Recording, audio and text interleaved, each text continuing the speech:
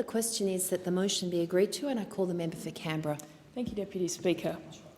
Next year marks the 250th anniversary of James Cook's first voyage to the east coast of Australia. And of course, while there are mixed feelings about this anniversary, it is hard to deny that it is an especially significant anniversary for the land we now call Australia. One project that I will certainly be celebrating is the Australian Institute of Aboriginal and Torres Strait Islander Studies Returning of Cultural Heritage project.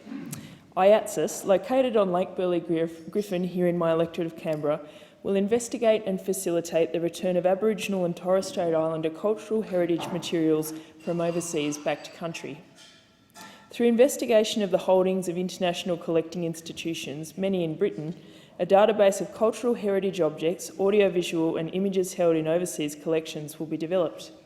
In doing so, AIATSIS will continue to build relationships with overseas collecting institutions and First Nations communities, further establishing the case with these institutions of the importance of returning items held overseas to their country of origin. AIATSIS also hopes to build a business case for a future work program. The process of repatriation of cultural heritage will be a long one, and further funding by Australian governments and effort by Australian collecting institutions will be required. The process of returning cultural heritage is important for a number of reasons. But in my mind, the most important reason is that the return of cultural heritage will support a deeper appreciation and knowledge of the rich cultural heritage of our First Nations people. Non-Indigenous Australia is waking up to this rich cultural heritage of this land's First Nations. We are waking up, with the help of thought leaders like Bruce Pascoe and his book Dark Emu, to the sophistication of Aboriginal cultures and societies. We are waking up to the rich and numerous languages and dialects that have in many places survived colonisation.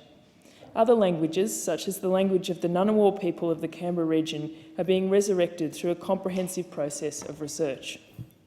The thing that has struck me as I learn more about our Aboriginal and Torres Strait Islander cultures is that these cultures have been staring us in the face in spite of the active suppression of these cultures by colonisers.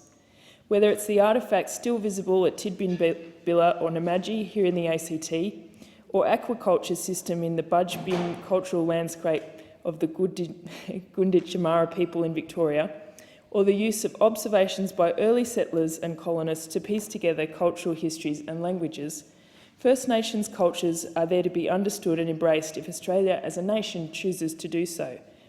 And it is clear to me that Canberrans and Australians across the country are eager to learn more about the oldest continuing civilisations that inherited this land before white settlement and continue to inhabit this country now. In addition to work on international returns of cultural heritage, significant returns have occurred in Canberra, including the return of Mungo Man by the ANU to the Willandra Lakes area of Western New South Wales in 2017. Mungo Man, Australia's oldest human remains, confirm that people have lived in the Willandra Lakes for over 40,000 years.